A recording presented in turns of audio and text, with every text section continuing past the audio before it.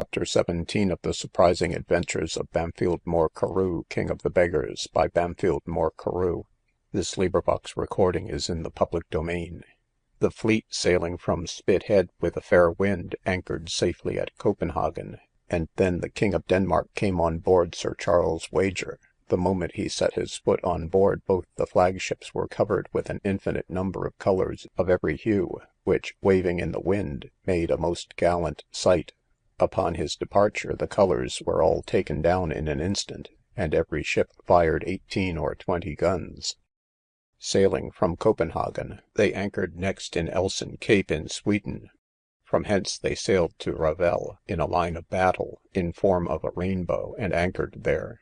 The sick men were carried ashore to Aragon Island, which Mr. Carew observing, and burning with love to revisit his native country, counterfeited sickness, and was accordingly carried ashore to this island, which lies near Revel, belonging to the Muscovites, from whence boats came every day to fetch wood. He prevailed upon an Englishman, who was a boatswain to one of the Czarina's men of war, to give him a passage in his boat from that island to Revel town. When he came there, the boatswain used great endeavours to persuade him to enter her Majesty's service, but it was all in vain. Being resolved to return to his beloved country, the boatswain, therefore, having entertained him a day and a night at his house, gave him, at his departure, a piece of money, and engaged several Englishmen of his acquaintance to do the same. He likewise furnished him with a bag of provisions, a bottle of excellent brandy, a tinder-box, and a few lines wrote in that country language, which he was to show to those he met, to inform him of the road he was to go, and then conducted him out of the town. That night he took up his lodgings in the woods, and by the help of his tinder-box made a large fire all round him, to secure himself from any visits from wild beasts, then broiled a piece of flesh, drank a dram, and rested very quietly till morning, it being the middle of summer. The whole country here is wild, full of large woods and uninhabited deserts, the towns and villages lying very thin.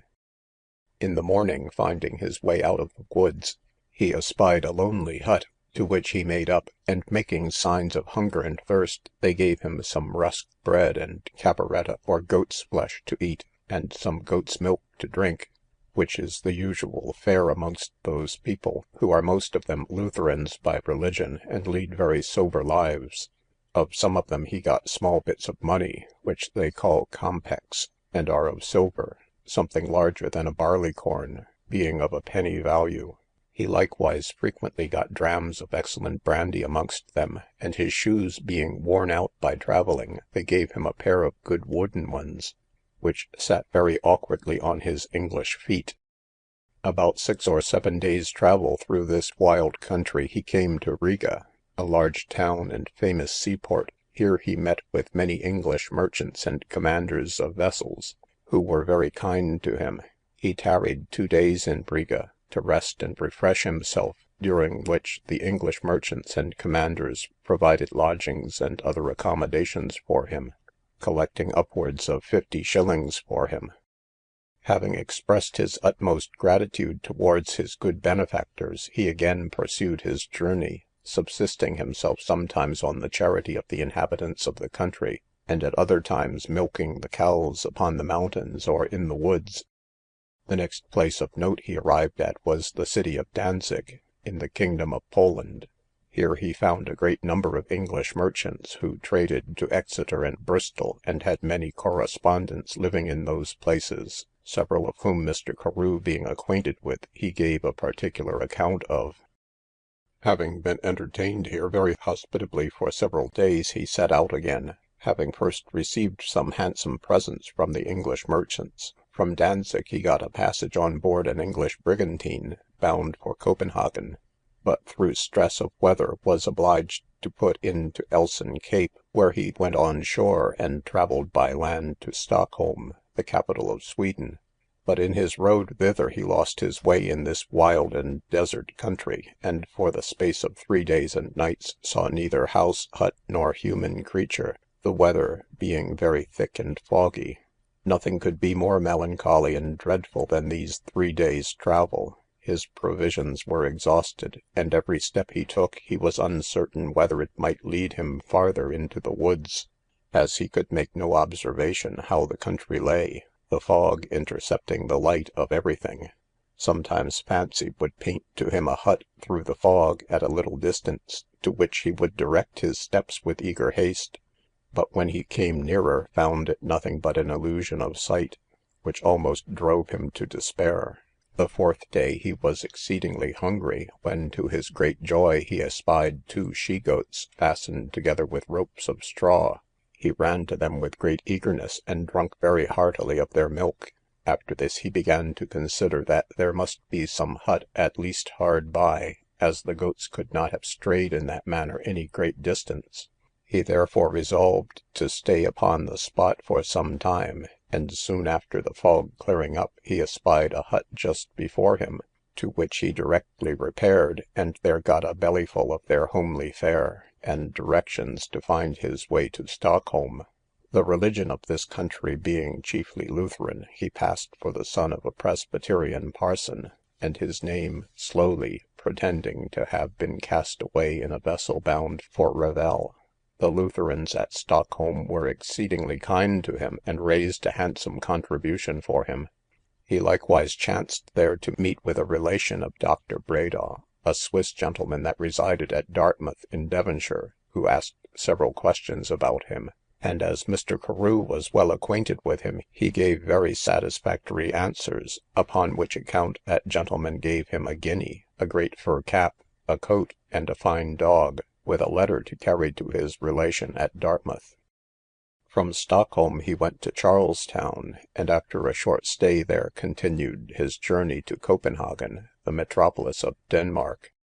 Here he met with one Captain Thomas Giles of Minehead in Somersetshire, who knew him, and was surprised to see him in that part of the world, and not only liberally relieved him himself, but recommended him to several English commanders there, and also to several inhabitants of the city.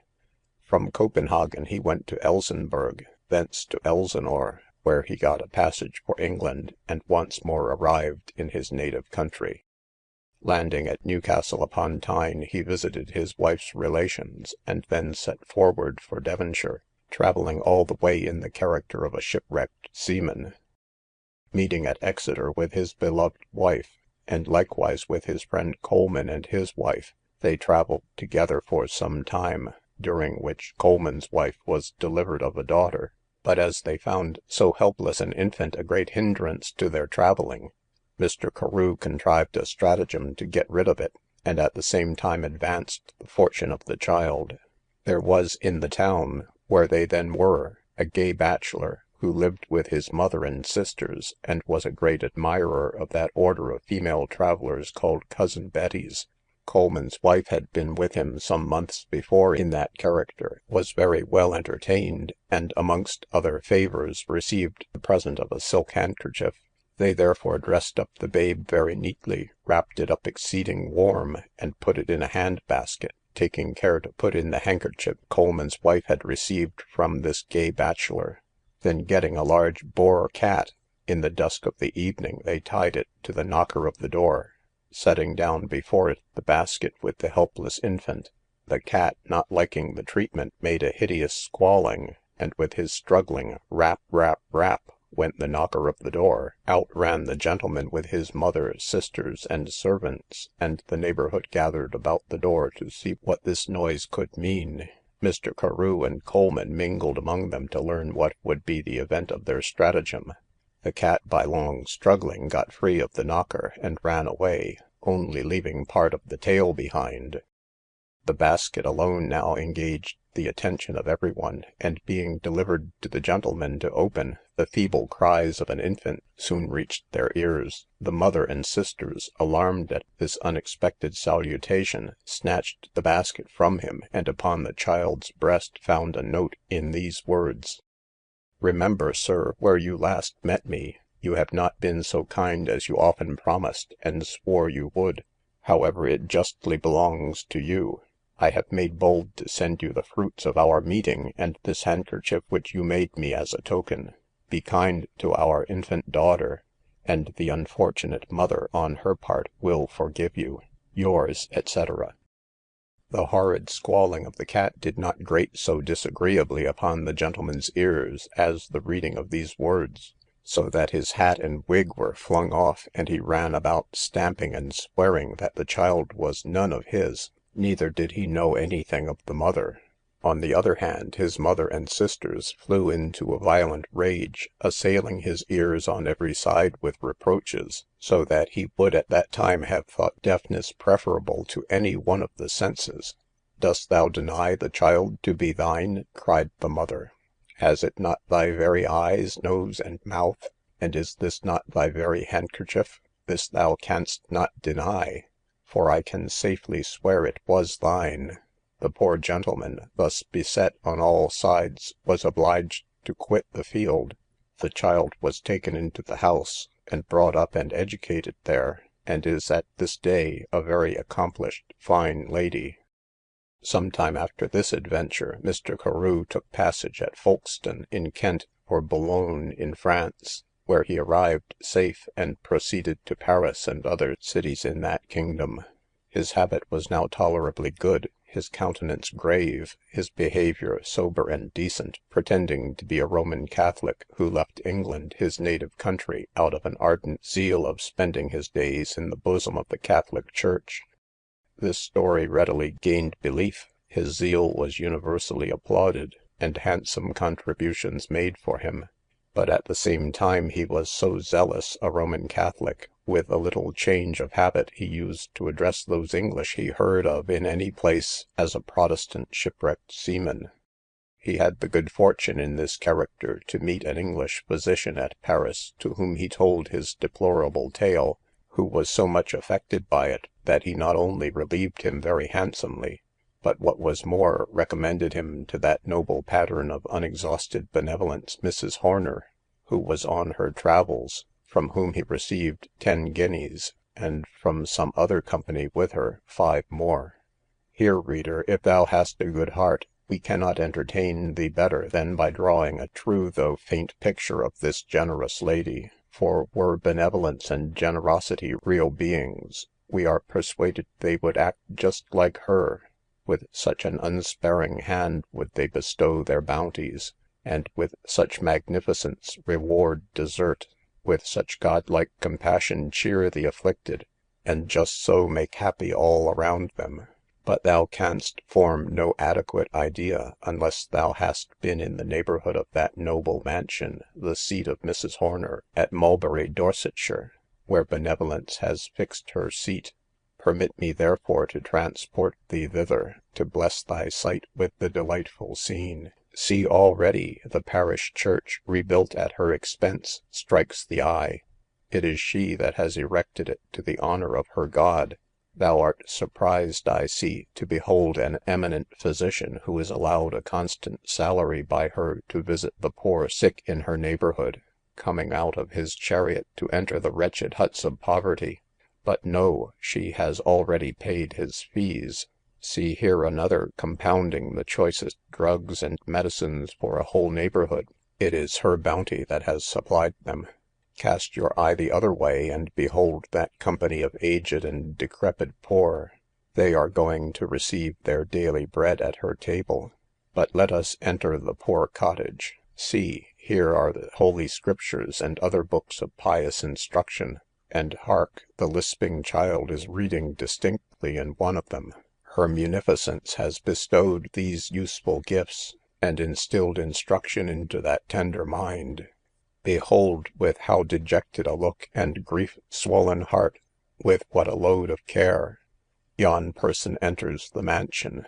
But see, he returns. How changed his aspect! Joy sparkles in his eye, and thankfulness swells his exulting heart. Content sits cheerful upon his brow, and he no longer bends under his care. What wonderful magic has wrought this sudden change? The opening only of her beneficent hand has done it. What we are now going to relate will raise an honest indignation in the breast of every true lover of liberty. For all such know that the beauteous flower of liberty sickens to the very root, like the sensitive plant, at the lightest touch of the iron hand of power upon any one of its most distant branches.